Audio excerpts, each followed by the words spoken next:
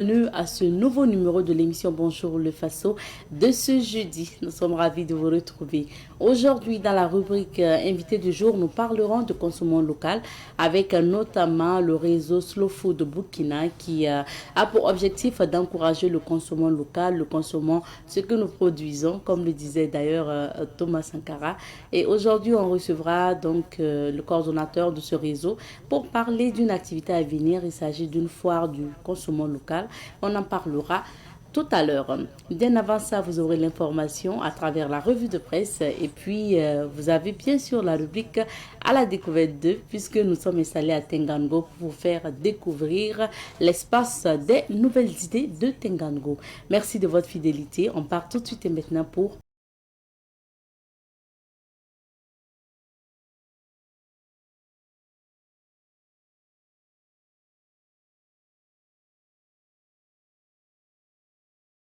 des chefs d'État et statut donc des personnalités historiques qui ont marqué l'histoire du Burkina Faso. Et bien sûr, on part à la visite à travers le témoignage du promoteur de cet espace, El Hadj Boubacar Zidadi Sidnaba. On va écouter et regarder les images ensemble. La Haute-Volta, depuis la loi cadre, a toujours été un dirigeant. Jusqu'à nos jours, nous avons dénombré 12 personnalités qui ont dirigé le pays pendant les 65 ans. En commençant par Wengen Koulibaly, qui a décédé malheureusement avant la proclamation de l'indépendance. Ensuite, Maurice Yamouyogo, sans donner trop de détails, Maurice Yamouyogo, qui a régné pendant 6 ans. Après Maurice Yamouyogo, il y a eu un soulèvement populaire en 1966 qui a emporté le pouvoir de Maurice et l'armée a été appelée à rescousse pour sauver. Bon, c'était comme ça, hein? Le peuple a demandé à l'armée de prendre le pouvoir. Ce n'est pas un coup d'État. Et l'armée a pris le pouvoir.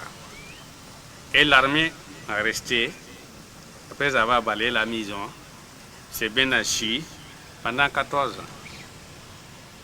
Et c'est après tous ces péripéties-là, parce qu'il y a eu beaucoup de choses durant les 14 ans, il y a eu 2 constitutions.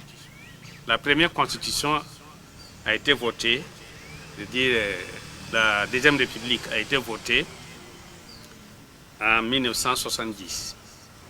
La particularité de cette constitution, qui était d'ailleurs même le seul dans la sous-région, c'est un régime parlementaire. C'est-à-dire que les pouvoirs étaient législatifs. Il y a eu une élection où le RDA a pris le pouvoir, dirigé par Gérard Congo Ouedraogo, qui était nommé Premier ministre par les députés. Il était désigné par les députés. Donc c'est lui qui avait le pouvoir. C'est lui qui présidait le conseil des ministres, mais pas la mise en œuvre. Durant 4 ans, un an avant les élections, il y avait des querelles entre les leaders de RDA. En l'occurrence, le président de l'Assemblée nationale, Joseph Ouedraogo, dit Joe Weder, et le premier ministre, Gérard Congo Ouedraogo. Bon, pendant ce tiraillement, l'armée a profité de cette occasion pour faire un coup d'État. C'était le 8 février 1974 que la mise en œuvre proclamait le Mouvement national de renouveau, MNR, Mouvement national de renouveau. Il a dissous l'Assemblée nationale, dissous le gouvernement. Donc la mise en œuvre a fait un coup d'État aussi.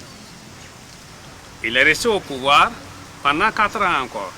Là, c'était en 1978 qu'on a voté la Troisième République. Et dans les mois de même année, mois de mai, précisément le 18 mai 1978, il y a eu une élection où la mise en œuvre a été candidat, soutenu par RDA, et qui a pris le pouvoir. Là encore, il a régné 2 ans, où il était renversé par l'armée, le 25 novembre 1982, par le colonel Saïd.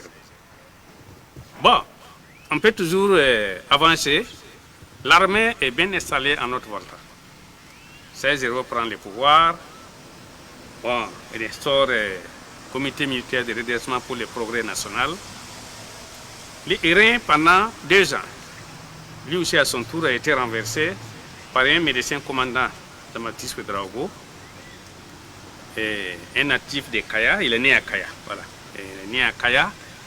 Et lui, il a dirigé le CSP. Le CSP était composé de, bon, on peut dire que de 2 générations. Il y avait des colonels, des commandants et il y avait des capitaines. Bon, la divergence ne tarde pas à s'instaurer. Bon, pour compenser les jeunes officiers, un de leurs a été nommé Premier ministre en janvier, le 10 janvier 82. Thomas Sankara. Thomas Sankara qui arrive à la primature, sa conduite était vraiment opposée de la conduite du président. Ce qui fait que ce pouvoir ne va pas dépasser 9 mois, parce que en mai, Sankara a été arrêté, précisément le 17 mai. Après son arrestation, bon, l'armée, une partie de l'armée est rentrée en rébellion, en l'occurrence les Sénèques de Pau, dirigés par le capitaine Blaise Compaoré. Bon, ce qui a abouti à une accalmie un peu. Bon, à un moment donné, on a livré les prisonniers. Bon, ensuite vint le 4 août 83, où les jeunes officiers ont pris leurs responsabilités. C'était la révolution. La révolution dirigée par le capitaine Thomas Sankara. Bon, je crois que là-bas, on n'a pas besoin de donner trop de détails. Beaucoup des enfants savent ce qui s'est passé. Et bon, on a trop raconté la révolution.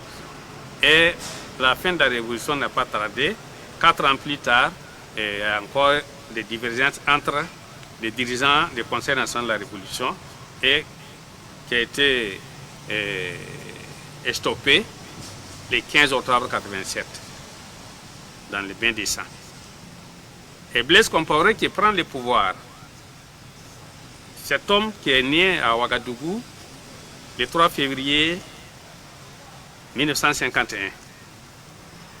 Blaise Compaoré dirige le Front populaire, bon, en proclamant comme rectificateur, parce qu'il est venu pour rectifier la révolution.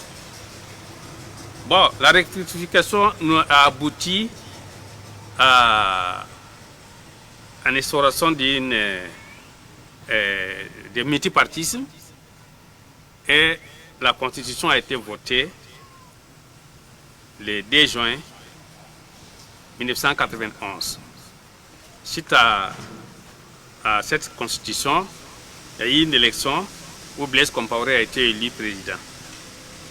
Il a fait 2 septennats, il a fait 2 quinquennats. En voulant ajouter un quinquennat, c'est là où il y a eu des problèmes.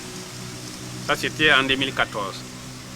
Donc la modification n'a pas pu avoir lieu parce que l'insurrection est intervenue précisément en octobre, 31 octobre 2014. C'est suite à ça qu'au niveau de l'armée, il y avait 2 générations. Il y avait RSP, qui avait la force, parce que c'est eux qui avaient tous les armes.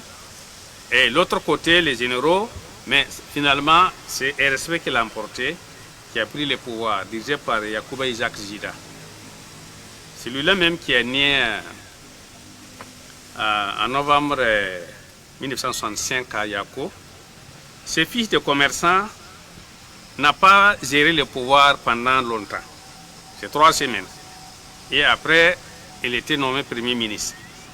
C'est ainsi qu'on a fait appel à un diplomate à la retraite. Il s'agit de Michel Kafando. Michel Kafando a dirigé la transition jusqu'en 2015.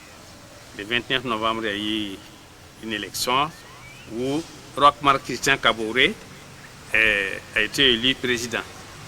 Roch-Marc Christian Kaboré, c'est un civil on peut dire qu'après Maurice Amoyogo, un président qui a été élu en tant que civil, c'est Roch Marc Christian Kaboré.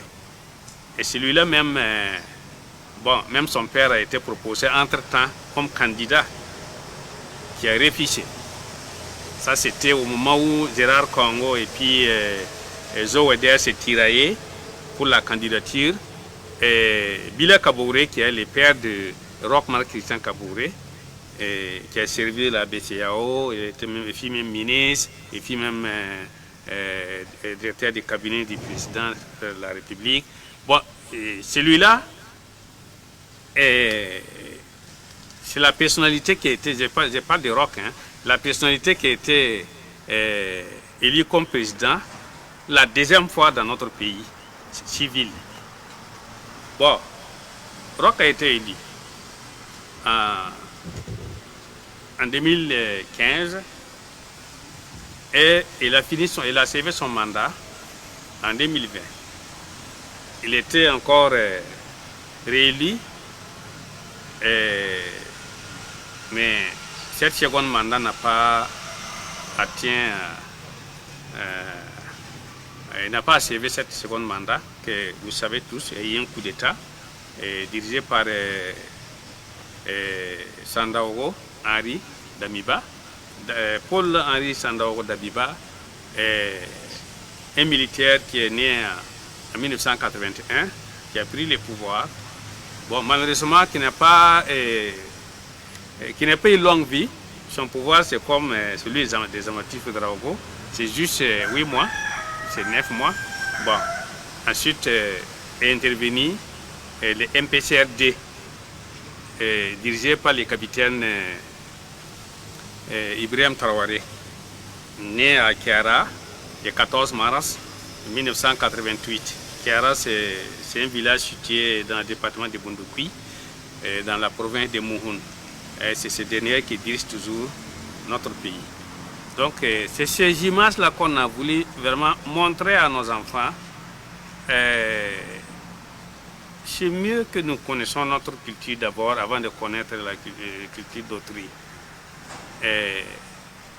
Souvent, je remarque que généralement, nos enfants ne sont pas cultivés.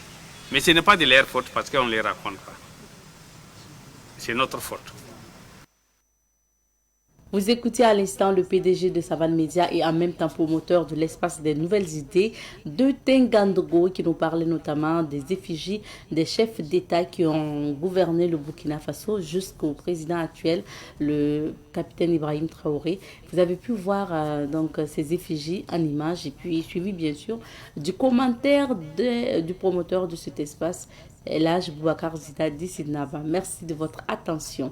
On marque une petite pause et on revient juste après. Installé sur ce plateau, bonjour et bienvenue. Bonjour Madame Nikiema, bonjour à toutes et à tous. On découvre d'abord les titres. Oui, et je commence avec le quotidien Bobolais, l'Express du Faso, qui affiche ce matin, 11 décembre 2024, 199 personnes distinguées dans les hauts bassins, prises d'armes et décorations dans les cascades. Et le mérite de 137 personnes reconnues dans la Boko du Mouhoun, toujours sur le même sujet. Lutte contre la fraude des boissons alcoolisées impropres à la consommation saisie. 11 décembre, la fête de l'indépendance d'un peuple guerrier, écrit le journal. Cargaison de charbon fin de Sakane, le Burkina Faso a reçu ses premiers lingots d'or. Dans sa rubrique Actu commentaire, procès de détournement de fonds publics, que c'est énervant. C'est une analyse donc à lire à la page 8 du journal. Détachement de Bassalgo, le président du Faso félicite les combattants, écrit l'Express du Faso. Le journal Citoyen à sa une ce matin, on peut lire célébration du 11 décembre 2024, le Burkina Faso n'abdiquera jamais, écrit donc déclare donc le capitaine Ibrahim Traoré, président du Faso. Résidus de charbon fin de Sakane, 44 lingots d'or pour la réserve nationale. Nabagui Gamde de Bassalgo salue les efforts consentis, et c'est-à-dire toujours dans Citoyen. Toujours sur le même sujet, le chef suprême des armées félicite les combattants lors donc de son passage à Barsalgo. Passation de charge, les ministres chargés de la fonction publique et de la communication installés et que le journal procède du détournement de 3 milliards de francs CFA. Les 3 autres accusés se rejettent la balle, écrit citoyen. Le journal Le Quotidien, dans sa parution du jour, on peut lire 64e anniversaire de l'indépendance du Burkina. Nous allons combattre jusqu'à notre liberté totale et notre indépendance, déclare donc le chef de l'État. Installation du général Célestin Sempori. Il déclare: nous allons porter le coup qu'il faut au terrorisme. C'est-à-dire à la page 8 du journal.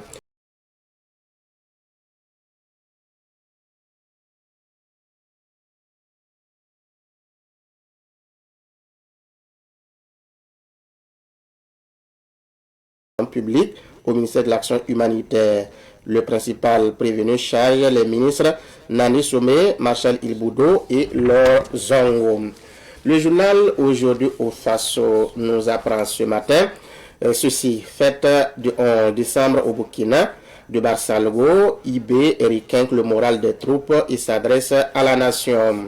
Toujours dans ce journal, on peut lire économie, les premiers lingots d'or du charbon fin. C'est-à-dire à la page 2, procès détournement ministère de l'Action humanitaire des ex-ministres mis en cause par Amidou Tayam. Dans sa rubrique News du jour, on peut lire: des gens s'amusent vraiment avec l'argent public. Explosion d'un véhicule à la douane de Pau, une délégation gouvernementale dans le Naouri. La FBF déplore la polémique sur les binationaux. C'est-à-dire toujours dans ce journal. Départ des mirages français au Kiad, c'est-à-dire toujours dans cette rubrique. Financement agro-pastoraux de l'arnaque selon le ministre de l'Agriculture, et c'est-à-dire à la page 4. Ministère de la Communication, Gilbert prend ses quartiers, écrit le journal. Le journal Le Pays, dans sa parution du jour, nous apprend Naba Guigamne de Barsalgo salue les efforts consentis. Le grand déballage du principal prévenu, Amirou Taïa, c'est un autre titre du journal Le Pays. Dans sa rubrique Actu Sport, le journal écrit: le Maroc réagit à l'attribution de l'organisation de la Coupe du Monde 2030. Terminons avec l'Observateur Palga. L'Observateur Palga affiche ce matin fête de l'indépendance. Ibrahim Traoré nous parle depuis Barsalgo. Procès présumé détournement à l'action humanitaire. Les pratiques ont commencé depuis leur Zongo et ont continué sous Laurence Ilboudo et Nandi Somé. Diallo, déclare donc Amidou Tayam. Traitement résidus miniers, le charbon fin est devenu de l'or. Saisie 7000 cartons de Heineken. On a failli se saouler avec de la bière périmée, déplore donc le journal. Détachement de Barsalgo, le président du Faso félicite les combattants. Banque africaine de développement BAD, jubilé de diamant d'un partenaire en or du Burkina. Lutte contre le terrorisme, le Naba Guigamde de Barsalgo salue les efforts consentis. Merci bien, Alphonse, pour ces titres. On revient sur quelques sujets d'actualité. Lutte contre le terrorisme, le Burkina Faso n'abdiquera jamais. C'est selon justement le président du Faso. Oui, parce qu'on n'a pas le choix. Vous savez que on est coincé, donc on a l'obligation de continuer, de maintenir la dynamique en cours. Cette déclaration du chef de l'État a été faite donc à l'occasion de sa visite surprise à Barsalgo. Devant donc les combattants sur place, il a tenu à saluer les efforts, la dynamique qu'il y a. Et bien sûr, c'est à cette occasion qu'il a appelé donc les combattants à poursuivre la lutte qui est de lutter contre le terrorisme. Vous savez que dans cette partie du Burkina, il y a quelques mois ou quelques années, la zone était pratiquement inaccessible, mais grâce aux efforts conjugués surtout des combattants. Aujourd'hui, on peut y aller par voie terrestre. Et d'ailleurs, le chef de l'État, c'est par voie terrestre donc qu'il est arrivé à Barsalgo. Donc ça montre qu'il y a un travail qui est fait et qui se poursuit. Donc cet appel ou cette conviction du chef de l'État est une interpellation pour tous les citoyens, avec les combattants au premier plan, que nous devons maintenir la dynamique qui est de reconquérir vraiment notre territoire. Et bien sûr, il se dit aussi qu'il y a des localités d'ailleurs qui étaient auparavant inaccessibles, qui ont retrouvé la quiétude aujourd'hui. Oui, ça aussi, c'est un fait. C'est vrai qu'on n'a pas encore bouclé le travail, mais quand vous prenez une localité comme Barsalgo qui était inaccessible, mais aujourd'hui, on peut y aller par voie terrestre. Ça montre que c'est déjà un acquis. Des localités comme Titao, aujourd'hui, les gens font la navette entre Titao et puis Ouébia par voie terrestre. Donc, c'est suite donc au travail qui est fait sur le terrain que les gens arrivent aujourd'hui à faire ces va-et-vient. Donc, ça aussi, c'est un acquis. Et même Guibo, le dernier convoi qui a quitté donc connoissé pour Guibo, il est arrivé en une journée. Alors qu'avant, c'était compliqué, il fallait vraiment faire des jours. Donc, c'est grâce au travail qui est fait par les boys sur le terrain qu'on peut aujourd'hui, en tout cas, dire qu'il y a une évolution. Donc, tous ces points-là montrent que des localités qui étaient autrefois inaccessibles commencent donc à retrouver la quiétude. Aujourd'hui, quand vous prenez la zone de Titao à Guibo en remontant vers le centre nord, il y a quand même un travail qui est fait et qui mérite donc d'être félicité. C'est pour cela que je dis que il y a de bonnes nouvelles. Il y a de bonnes nouvelles. Dès lors que les gens arrivent à faire les va-et-vient, ce qui était rare comme des produits vivriers, on va donc arriver à ravitailler la population, la ville comme il se doit. Donc tout cela est à saluer. Et je pense que si nous maintenons le cap d'ici l'année prochaine, il y a des gens qui vont peut-être quitter Ouagadougou pour aller faire leurs affaires dans ces localités-là. Voilà, parce qu'il y aura une évolution. Et d'ailleurs, c'est dans ces localités qu'il y a le marché. Sinon, en ville, quand vous entendez les gens crier, ça ne va pas. C'est parce que là où les produits s'achètent bien, c'est parce que là-bas, c'est inaccessible, ça ne va pas. Donc, s'il y a une évolution, si ça se poursuit comme nous voyons, je pense que des gens vont devoir abandonner leur boutique à Ouagadougou pour se retrouver à Guibo ou bien à Titao, en tout cas faire leurs affaires. Merci. Donc, c'est une avancée significative et très saluée. On espère bien et que Dieu nous assiste. Merci bien, Alphonse. On va maintenant aller découvrir ce que nous réserve Dame Nature aujourd'hui. C'est la météo. Nous recevons aujourd'hui M. Jean-Marie Koualga, donc, qui est le coordonnateur national du réseau Slow Food Burkina. Bonjour, M. Koualga. Bonjour, madame. Bienvenue. Merci. Merci à vous d'être sur ce plateau. Je rappelle que ce réseau organise avec donc ses partenaires une foire, on va le dire, un marché donc de la nature, un marché des produits bio. On va en parler tout à l'heure, mais M. Koualga, il serait bien quand même de nous dire c'est quoi Slow Food Burkina. Ok, merci beaucoup madame, merci de nous recevoir. Bonjour à Savane, bonjour à tous les téléspectateurs et téléspectatrices qui nous écoutent actuellement. Effectivement, nous sommes du réseau Slow Food Burkina. Et Slow Food, c'est une fondation internationale, si vous voulez, un mouvement international qui est basé en Italie et qui est présent dans plus de 160 pays dans le monde. Et donc, c'est un réseau qui est éco-gastronomique, qui est né pour militer contre les idées de fast food, fast life, et surtout d'accompagner les communautés dans la valorisation de la biodiversité, surtout alimentaire, de sorte à ce que nous puissions avoir un égard beaucoup plus respectueux, beaucoup plus considérateur sur les produits alimentaires, sur l'environnement, en fait, pour avoir les soucis de développement durable. Voilà. Rappelez-nous Slow Food, ça signifie quoi? Slow food, comme vous le... Bon, si vous voyez notre logo, c'est l'escargot, accompagné de deux mots. Slow food, c'est en anglais, qui veut dire nourriture lente. Voilà, donc l'escargot avec message nourriture lente dit tout sur la manière dont nous souhaitons qu'on considère la nourriture, qu'on considère notre vie, qui est que, vous voyez, l'escargot a un rythme de vie naturel qui ne déroge jamais, il respecte toujours son rythme. Pour ceux qui connaissent l'escargot, malheureusement avec les produits chimiques, on a tellement détruit ces choses que rarement on ne peut plus voir l'escargot comme ça. Sinon, quand vous voyez l'escargot, c'est vraiment un être qui respecte son rythme. Et nous voulons que la nourriture soit faite suivant vraiment les normes pour lesquelles on doit avoir de la nourriture de bonne qualité. C'est-à-dire oui, ça veut dire les normes. Voilà, ça veut dire que chaque nourriture, vous voyez la nourriture depuis la chaîne de production, de réalisation, si vous voulez, la production, la transformation, la conservation, jusqu'à la commercialisation, consommation. Il y a des règles quand même qu'il faut respecter. Il y a des choses qui sont connues depuis longtemps avec nos communautés, qui sont nées trouver des nourritures, comment on les prépare. Je prends un exemple concret. Si vous voyez par exemple aujourd'hui, les pois de terre, quand on veut préparer des pois de terre depuis des années, on sait que les pois de terre, il faut prendre assez de temps pour les préparer.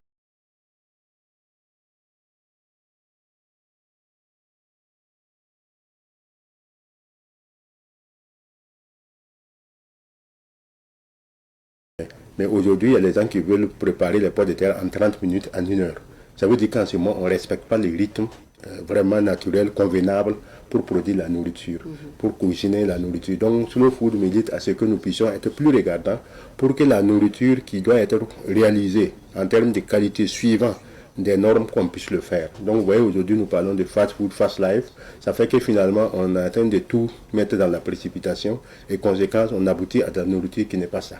Et Slow Food voudrait que nous puissions revenir et garder vraiment ce qui est bien pour nous, pour l'environnement, pour la terre et pour tout, quoi. Donc le naturel, le bio, et puis la production lente qui respecte les normes. Maintenant, comment Slow Food intervient sur le terrain au Burkina Faso? Oui, il faut dire qu'effectivement, suivant la vision internationale du réseau, qui est donc de protéger la biodiversité biologique et culturelle, à travers les représentations donc, du réseau dans les différents pays, chaque pays essaie de mettre en application la vision suivant son contexte. Et comme le don Slow Food, c'est beaucoup plus une plateforme, un cadre de promotion des bonnes pratiques, plus qu'une ONG, un projet. Non, c'est beaucoup plus une plateforme qui veut rassembler les individus et les communautés qui sont soucieux de la disparition de la biodiversité dans leur contexte. Vous voyez, pour nous, Slow Food, c'est aussi culturel parce que la nourriture est beaucoup liée à la culture. Voilà, quand vous perdez la nourriture, vous perdez votre culture. Donc, ça fait que Slow Food développe des activités dans ce sens pour pouvoir essayer d'accompagner les communautés à pouvoir donc prendre soin de leur nourriture. Donc, ça fait que au niveau de Slow Food, c'est ce que nous appelons l'art du goût, qui est vraiment un catalogue mondial où nous répertorions tous les produits en disparition, que ce soit végétal, que ce soit animal, que ce soit transformé, qui sont en train de disparaître, nous les répertorions pour mettre sur un catalogue mondial qui est comme une cycle d'alerte, pour dire que voilà tel produit qui disparaît. Donc, par exemple, au Burkina, nous avons 25 produits actuellement sur l'art du goût, comme le Sumbala, comme le Favirama, comme le riz rouge de Banfora, comme le yam d'Arbolé. Ce sont des variétés qui sont locales au Burkina, qui sont des portails capitales pour l'alimentation, mais aussi pour la culture, mais que nous pétons facilement. Nous avons aussi ce que nous appelons sentinelle. Dès qu'on a identifié que le produit est en disparition, nous essayons de voir comment développer des activités en collaboration avec les communautés pour sauvegarder. C'est pourquoi au Burkina, nous avons l'IAM d'Arbolé et nous avons aussi le riz rouge de Banfora que nous avons travaillé à sauvegarder et à valoriser au profit des communautés. Et nous avons aussi les jardins potagers que nous réalisons dans les écoles et les communautés et les groupements, je veux dire. Et nous avons aussi l'Alliance des cuisiniers, qui est vraiment le fait que nous identifions des restaurants pour lesquels nous pouvons faire. Et enfin, pour lesquels nous sommes là, nous développons aussi ce que nous appelons les marchés de la terre. Le marché de la terre, on va en parler tout à l'heure. Donc, justement, des activités sur le terrain comme ça et dans plusieurs localités du Burkina.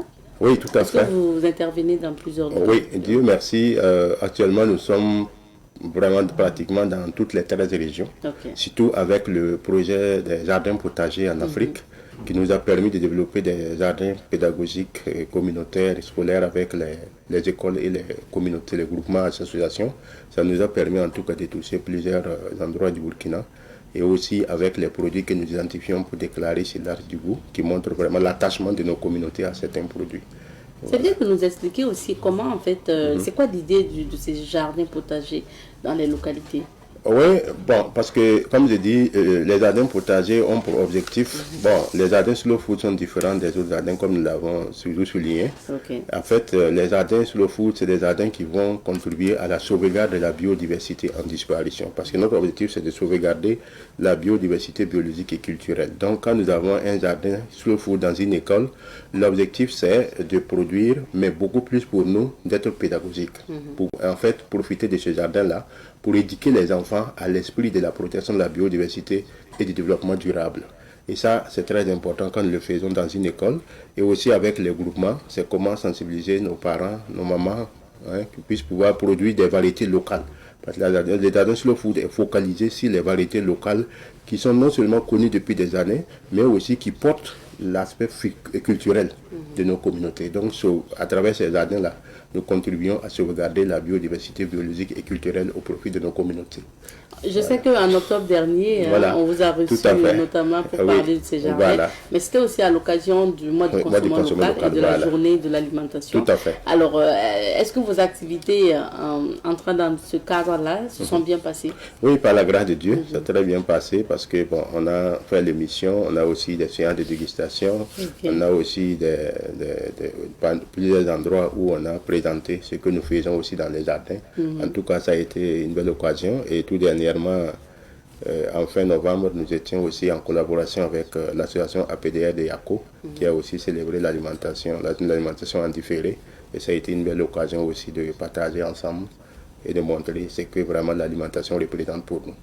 Merci bien. Voilà. Alors, parlons maintenant de l'actualité, puisque d'ici là, le samedi prochain, vous avez une activité à venir, le marché de la terre. Voilà. Qu'est-ce que c'est quoi le marché de la terre? Ouais, comme je disais, c'est vraiment une approche du slow food, une autre activité aussi de slow food que nous développons actuellement. Et au niveau international, l'intitulé, l'appellation, c'est le marché de la terre. Mais si nous voulons le traduire un peu dans nos langues locales, bon, comme ici aussi, voilà, nous pouvons l'appeler Matengraga. Matengraga. Ça veut dire la terre, c'est notre mère et c'est le marché de notre mère. Matengraga. Voilà, Matengraga. Donc, ça veut dire quoi? Ça veut dire que, comme je venais de le dire, Slow Food développe plusieurs activités, comme je l'ai décrit un peu, pour montrer comment nous voulons contribuer à protéger la biodiversité biologique et culturelle. Et donc, on a trouvé que cette approche de marché de la terre, c'est aussi un cadre, une opportunité hautement intéressante qui est donnée pour que les communautés qui sont engagées dans le réseau-là soient visibilisées, valorisées et accompagnées dans ce qu'ils font. Vous savez, aujourd'hui, quand vous faites un jardin bio, agroécologique, si vous voulez, et quand vous faites aussi de la restauration, en prenant soin de vraiment faire de la bonne manière pour éviter que les gens, ou en tout cas l'environnement, l'homme, l'animal, n'aient des problèmes, c'est très bien. Mais vous êtes dans votre coin, personne ne vous voit. Et quand la personne part au marché, il n'y a pas de différence. Vous dites que ceux-là font du bio ou de l'agroécologie et ceux-là font du conventionnel ou je ne sais pas. Mais ça veut dire que vous êtes fourrés dans un ensemble, alors que les efforts que les autres fournissent sont des choses appréciés. Au niveau de Slow Food, nous disons bon, propre et juste. Donc, ça veut dire que ceux qui font vraiment si vous voulez, de l'agroécologie, des produits locaux, vraiment de valeur, pour nous, sont des gens qui font vraiment du bon, propre et juste parce qu'ils valorisent le local. Mais malheureusement, quand vous partez au marché de locaux ou bien au marché de Saba, je ne sais pas où, vous allez voir que ceux qui vendent les produits maraîchers qui sont conventionnels sont mélangés à ceux qui font du bio. Vous ne pouvez pas faire la différence.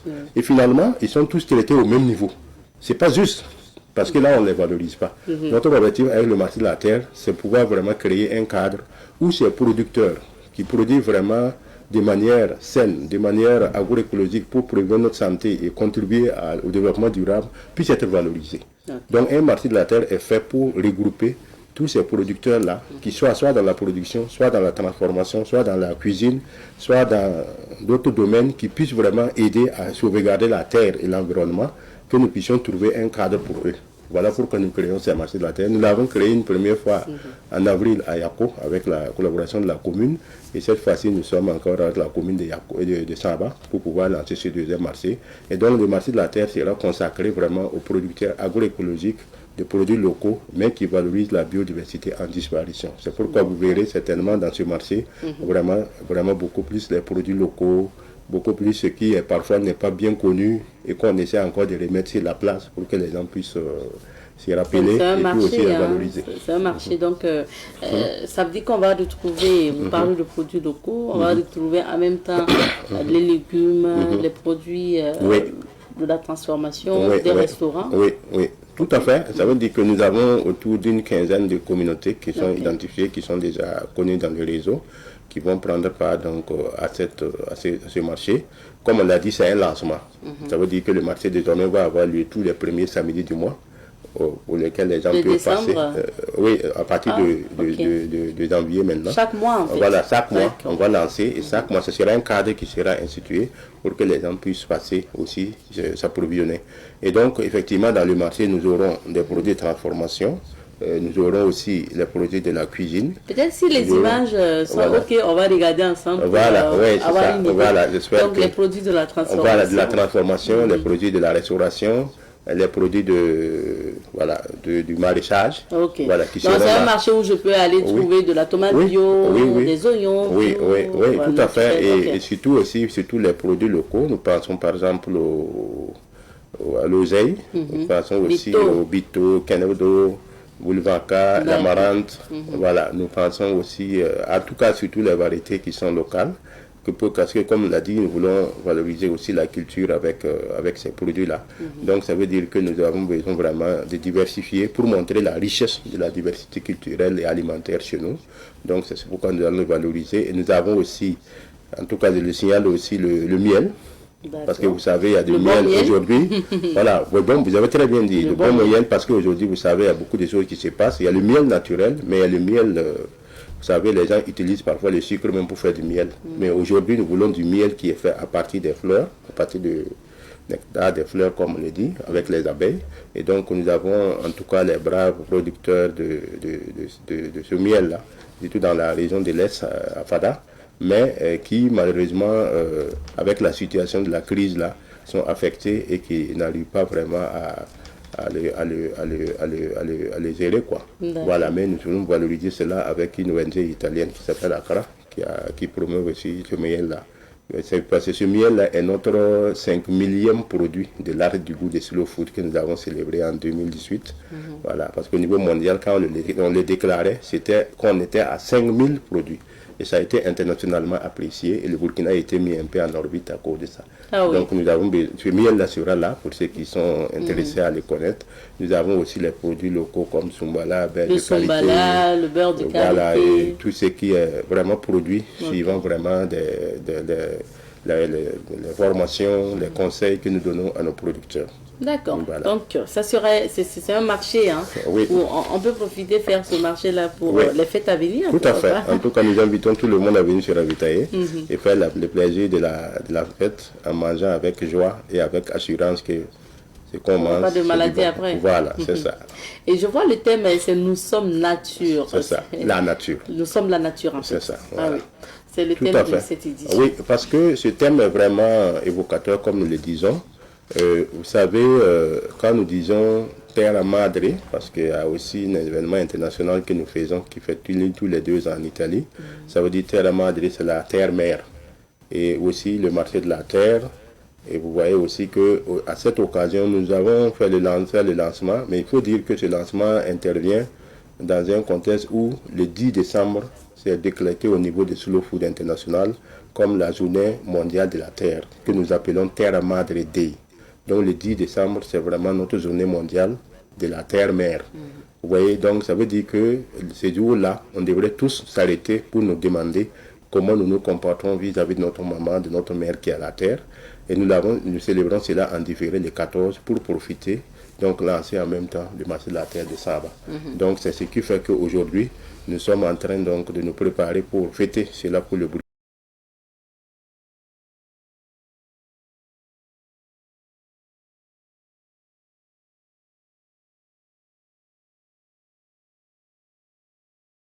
C'est vraiment pour permettre à tout un chacun de nous dire, un instant, si on imagine qu'il n'y a pas la nature, que nous sommes seuls, est-ce qu'on pourrait vivre?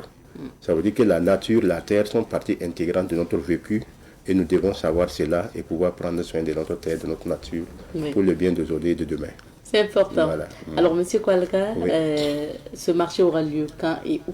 Oui, ce marché de la terre sera lancé le 14 décembre à l'occasion de notre célébration de la journée de la terre-mère, qui est la D'accord. Terre Madre Dei, que nous célébrons en différé, donc le 14 décembre à Saba, sur le terrain de Saba, en face de la préfecture ou de l'ancienne mairie de Saba, à l'entrée juste de Saba à droite. Tous ceux qui sont intéressés à passer vraiment vivre ces moments avec nous peuvent venir et ils verront vraiment tout ce qui se passe au niveau de ce marché-là. Mais au-delà du marché qui est la rue marchande qu'on va présenter les produits, il faut dire aussi que dans ce marché, ce n'est pas seulement vendre. Parce que la particularité de ce marché, il y a des directives qui suivent. C'est amener le producteur à communiquer avec le consommateur pour que le consommateur sache ce qu'il mange. Quand vous payez quelque chose, il va vous dire voilà comment nous on produit, voilà comment nous on transforme, voilà comment nous on conserve. De sorte à ce que le consommateur soit rassuré qu'il reçoit un produit pour lequel sa santé est garantie et qu'il peut et consommer sans problème. Et nous avons aussi à l'occasion de la journée une projection de films que nous allons avoir. Une réalisatrice internationale que beaucoup de gens connaissent, Yara Ali, qui a fait un film très important, très intéressant, qu'il a réalisé en Guinée-Bissau sur l'agroécologie et sur le genre. Donc c'est un film vraiment très intéressant que nous allons passer. Et après le film, nous aurons donc 2 panels avec lesquels nous avons des éminents personnalités qui vont intervenir pour partager vraiment sur l'agroécologie, sur la souveraineté alimentaire, sur le consommer local et sur vraiment le développement durable en un mot. Voilà, donc nous invitons vraiment les gens à pouvoir passer, profiter des produits et avoir le cadre de partage ensemble. Est-ce que ça se passe en une journée? Oui, c'est la journée, puisque pendant qu'on a la rue marchande, on aura la cérémonie qui va intervenir à 9h30. Et après la cérémonie, on va visiter les stands et puis voilà, partager un peu une dégustation. Et après, on va se retrouver pour les panels, pour meubler la journée. Et on termine par le film. Voilà. Non, après la cérémonie d'ouverture, la cérémonie de lancement, on va commencer par le film, puisque juste après le film, il y a un panel qui va s'installer dans la maison des jeunes de la culture de Saba. On aura donc le panel qui va intervenir. Il faut dire que nous avons aussi la présidente de monsieur le président de la délégation spéciale de Saba, que nous saluons de passage, qui nous a très bien reçus, qui a été très sensible à notre vision et qui est prêt à nous accompagner avec sa délégation. Merci donc, bien. Merci beaucoup. Bon, on espère qu'après ce marché donc, de la terre à Saba, vous allez aussi évoluer vers le centre-ville pour organiser d'autres marchés. Quand vous dites que maintenant la vision, c'est de le faire chaque mois. Oui, tout à fait, vous avez très bien dit. En fait, notre objectif, c'est... En fait, si vous voulez, c'est des marchés locaux qui doivent contribuer au développement local et à l'économie locale. Donc, ça fait que notre approche, c'est beaucoup plus de le faire avec les différentes communes. Alors, on l'a fait à Yako avec la commune de Yako. Et on va le faire le samedi avec la commune de Saba.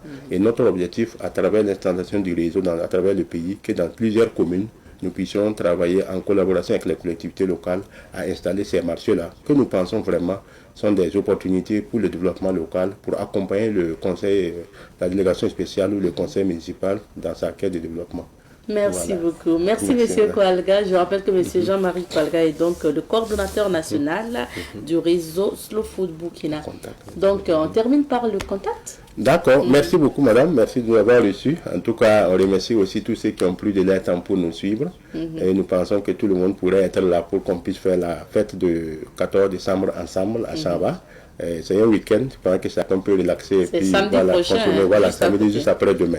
Voilà, donc maintenant peut-être pour ceux qui voudront des contacts pour nous rejoindre. Alors moi je suis au 70 75 11 68 78 91 18 66. Le orange c'est 77 65 28 25. Voilà, maintenant nous avons aussi, puisque nous organisons ce marché de la terre en collaboration avec notre partenaire local qui est l'association des jeunes éleveurs et agriculture de Kouala, à Saba, qui est vraiment le promoteur la promotrice de la foire qui a lieu chaque année donc, à Saba. Donc je peux vous passer aussi le numéro du président qui est Dakouré Moussa. Donc on peut rejoindre aussi au 76 41 64 10. Donc à travers ces numéros, vous pouvez nous avoir pour avoir plus d'informations et aussi faire partie de ces moments intéressants. Merci beaucoup. Merci. Nous invitons Savane et tout le monde. D'accord, on sera là, monsieur Koualga. On sera là pour vivre donc le marché de la terre. Merci madame. En tout cas, merci d'avance. Merci d'avance. Merci. Alors, on va s'arrêter ici pour l'entretien d'aujourd'hui. Merci beaucoup. Merci Et pour accompagner notre invité, je vous invite à suivre un entretien que nous avons eu avec Dr Salam Dermé. Je rappelle qu'il est le chef du département santé du SP CNLS IST. Et je rappelle que le 1er décembre dernier, c'était la journée internationale de lutte contre le sida. Et en marge de cette journée, il y a eu la commémoration aussi au niveau national le 5 décembre dernier. Nous avons fait le bilan avec Dr Dermé. Donc, je vous invite à retour sur ce plateau. Et aujourd'hui, on parle également avec Dr Dermé. On va faire le point sur la commémoration de la journée mondiale de lutte contre le sida. Ici au Burkina Faso, donc une commémoration qui a eu lieu en différé du 3 au 5 décembre dernier. Alors, nous sommes avec Dr Salam Dermé, chef de département, secteur santé du SP CNLS IST. Bonjour, docteur. Bonjour madame. Bienvenue. Merci. Merci à vous d'être sur ce plateau. Je rappelle que vous êtes docteur en pharmacie et votre département s'occupe des questions de prise en charge médicale du VIH.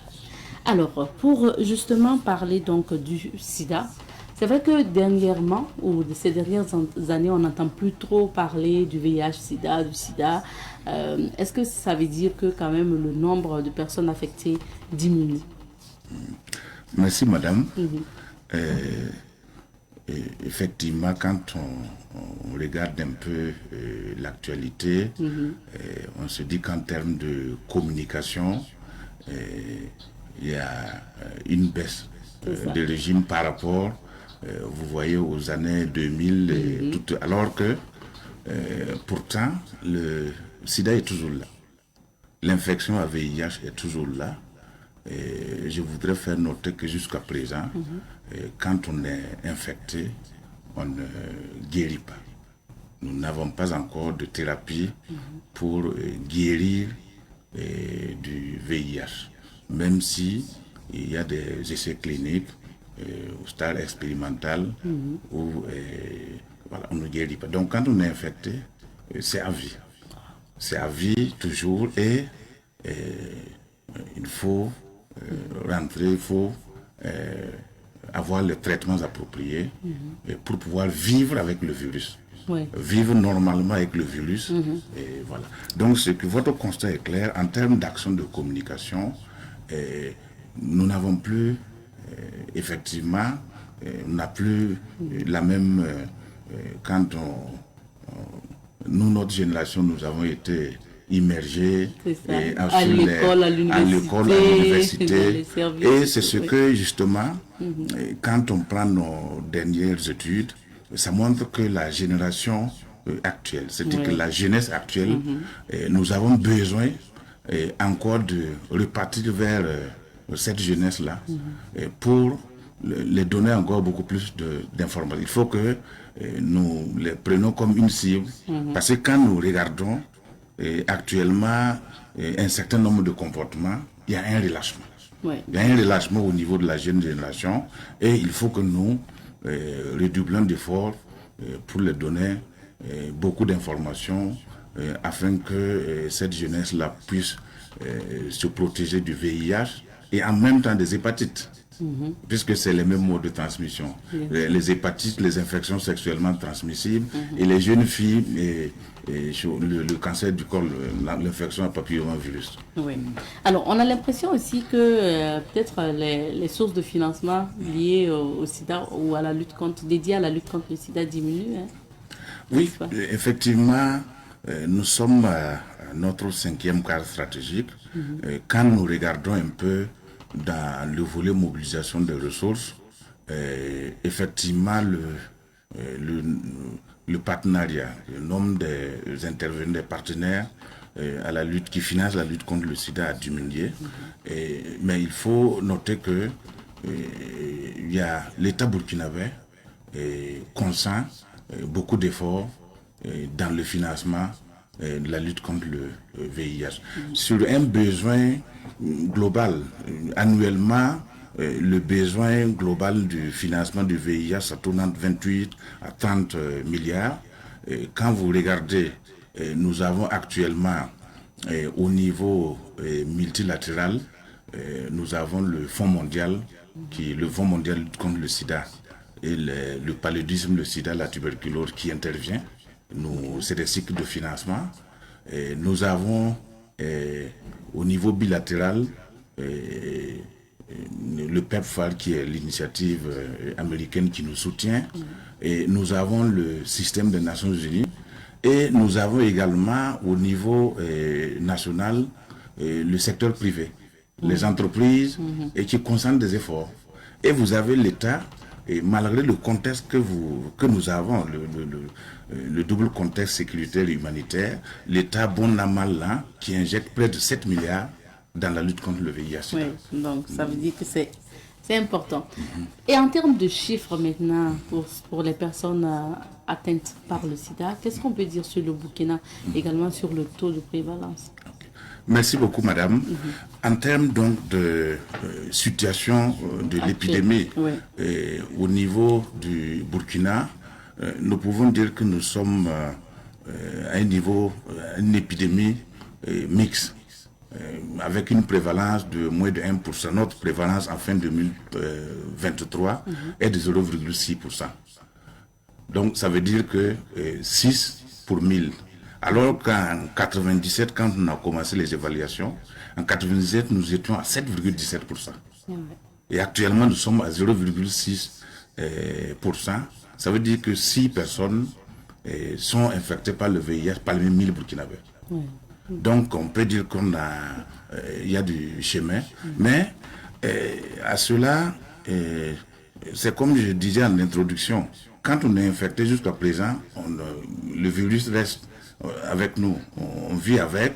Voilà. Donc, ce qui fait que si on est infecté aujourd'hui, on s'ajoute aux personnes qui sont... Et donc, progressivement, ce que nous appelons la file active augmente. Donc, en termes de chiffres, en fin 2023, avec cette prévalence de 0,6%, on estimait pour le Burkina Faso 95 000 personnes vivant avec le VIH. 95 000 personnes vivant avec le VIH, parmi lesquelles nous avons beaucoup de femmes. Nous avons beaucoup de femmes. Les 2/3, c'est pratiquement les femmes. Parmi ces 95 000 personnes vivant avec le VIH, malheureusement, nous estimons 9 500 enfants de moins de 14 ans qui vivent avec cela. Et quand je dis que la file active augmente, en termes de résultats programmatiques, je peux dire que actuellement, parce que présentement, il y a 3 indicateurs, 3 objectifs phares au plan mondial. Ce que nous appelons les 3 x 95. Donc le premier 95, sur les 95 000 personnes estimées, en fait, par le dépistage, il faut arriver à identifier les personnes infectées pour les mettre sous traitement. Quand on prend ce premier indicateur, nous sommes en fin 2023, nous sommes à 81 767 personnes vivant avec le VIH qui sont enregistrés dans les 125 sites de prise en charge. Voilà. Et toutes ces 81 767 personnes sont sous traitement antirétroviral. Sont sous traitement antirétroviral. Donc quand nous prenons par rapport aux objectifs mondiaux, nous sommes à 86% de la cible en termes de découverte, de connaissance du statut, et nous sommes également à 86% en termes de traitement antirétroviral. Et le troisième 95, c'est ce que nous appelons la charge virale. Et tout le traitement, le bénéfice du traitement, c'est qu'une personne qui est dépistée immédiatement, qui est mise sous traitement et qui observe, qui adhère au traitement, nous arrivons à un moment où ce que nous appelons, où le nombre de virus, le seuil du virus au niveau de son sang est indétectable. Oui, indétectable. On ne peut pas déclarer qu'il non, il n'est pas guéri puisque le virus est toujours présent dans certaines cellules sources, mais ce niveau d'indétectabilité que nous mesurons par la charge virale. La charge virale, c'est le nombre de virus circulant dans le sang. S'il est atteint un seuil indétectable, la personne, franchement, va à ses occupations comme toute autre personne qui n'est même pas infectée. Et heureusement, ce niveau d'indétectabilité-là fait que la personne ne transmet pratiquement plus le virus à ses partenaires. Donc ça, c'est vraiment... le troisième 95, c'est un indicateur du bon traitement, que le traitement marche. C'est un indicateur également qui permet d'interrompre la chaîne de transmission. Et c'est un indicateur qui montre que la personne vivant avec le VIH a une qualité de vie semblable à la personne séronégative. Est-ce qu'à ce jour, il y a toujours des gens aussi qui refusent de se faire dépister? Enfin, qui ne se déclarent pas, quoi. Mais justement, quand je reviens, le premier indicateur qui est la connaissance du statut sérologique, qui passe par le dépistage, sur 95 000 estimés, nous sommes à 81 000. Donc voilà le gap. C'est vrai. Donc il y a toujours, le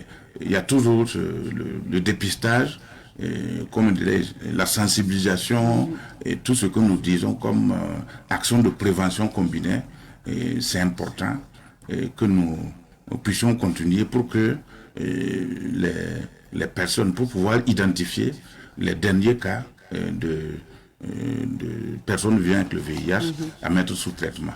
Donc nous avons des gaps, surtout au niveau des enfants.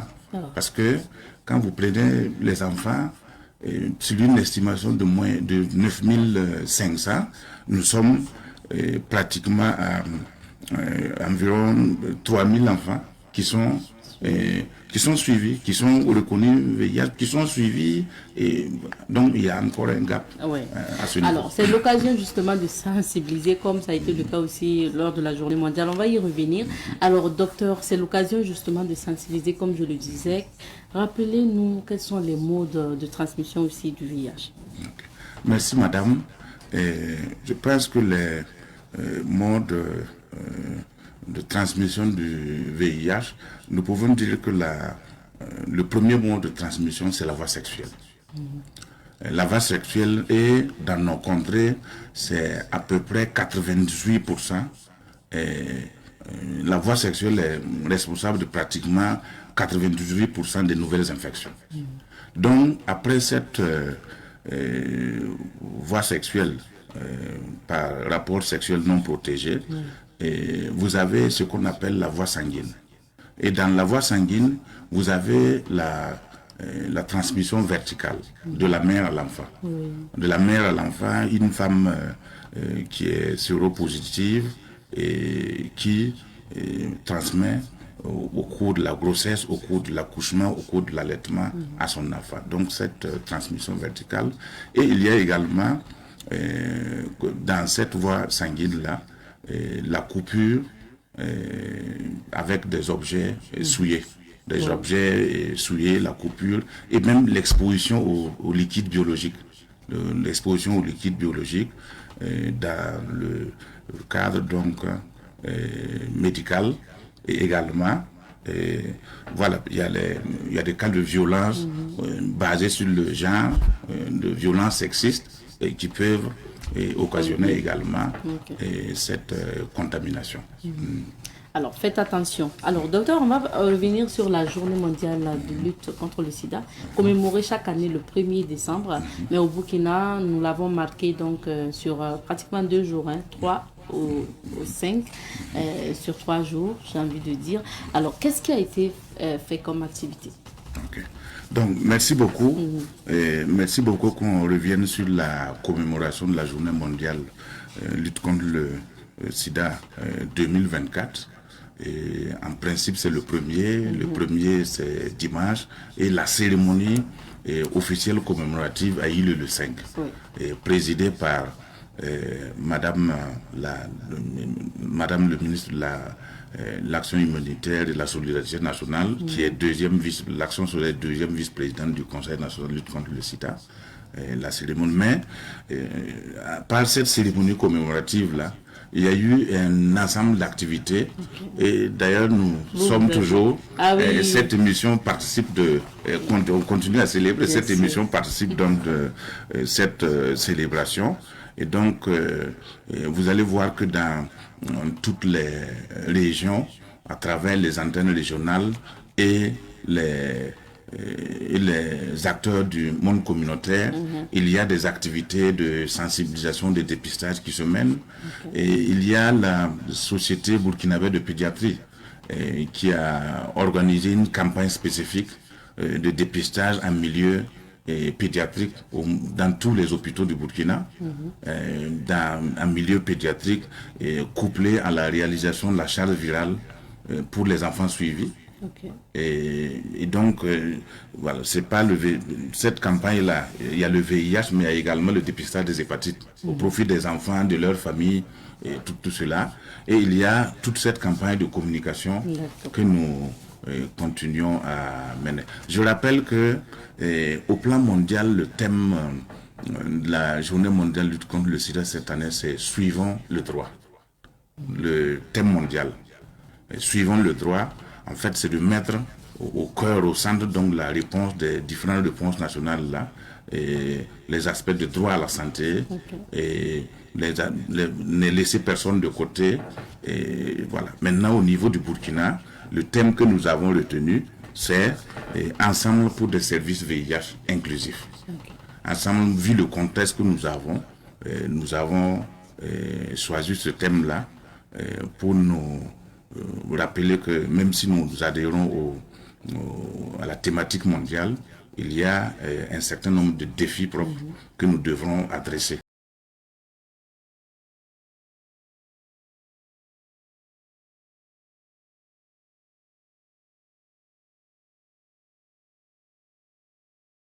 Jusqu'à la prise en charge, en finissant par la mesure de la charge virale, nous devrons offrir ce service-là de façon inclusive à tous ceux qui en ont besoin, pour ne laisser personne de côté.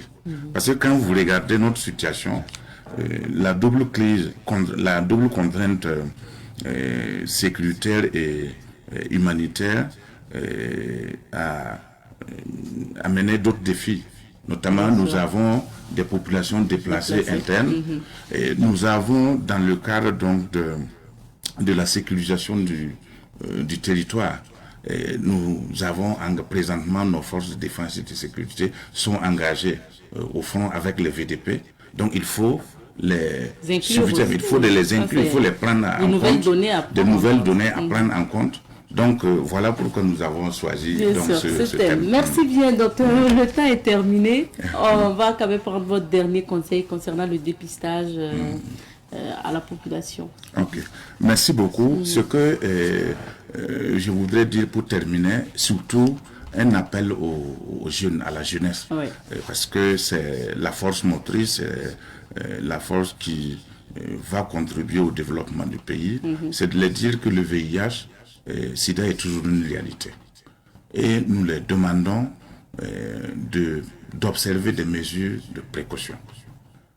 Il faut que ce soit souvent quand on regarde, les gens créent les grossesses indésirées plus que, alors que non. La maladie est plus grave. La maladie est plus grave. Et il faut utiliser les préservatifs. Et il faut utiliser correctement le préservatif pour pouvoir se protéger du VIH, des hépatites et des grossesses indésirées.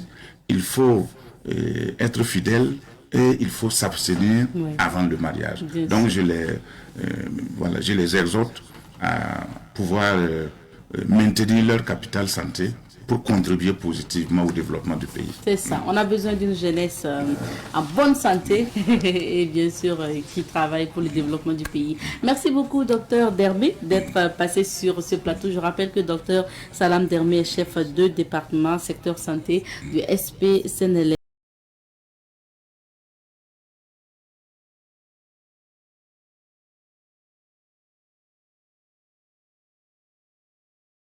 À l'instant, l'échange et l'entretien que nous avons eu avec Dr Salam Dermé. Je rappelle qu'il est le chef du département santé du SP CNLS IST et nous avions parlé justement du sida et de la commémoration de la journée internationale donc, de lutte contre le sida commémorée chaque 1er décembre, même si au Burkina Faso cette année, on l'a commémoré le 5 décembre dernier. Merci de votre attention et merci à tous. C'est l'heure également pour nous de nous dire au revoir pour aujourd'hui. aujourd'hui, puisque le temps imparti à cette émission est terminé. Merci à vous de votre fidélité à Bonjour le Faso. On se retrouvera, Inch'Allah, demain vendredi pour un autre numéro de l'émission féminin, l'émission Bonjour le Faso. En attendant, bien sûr, mercredi soir pour l'émission féminin plurielle que nous pilotons également avec plaisir. On se dit à demain vendredi. Allez.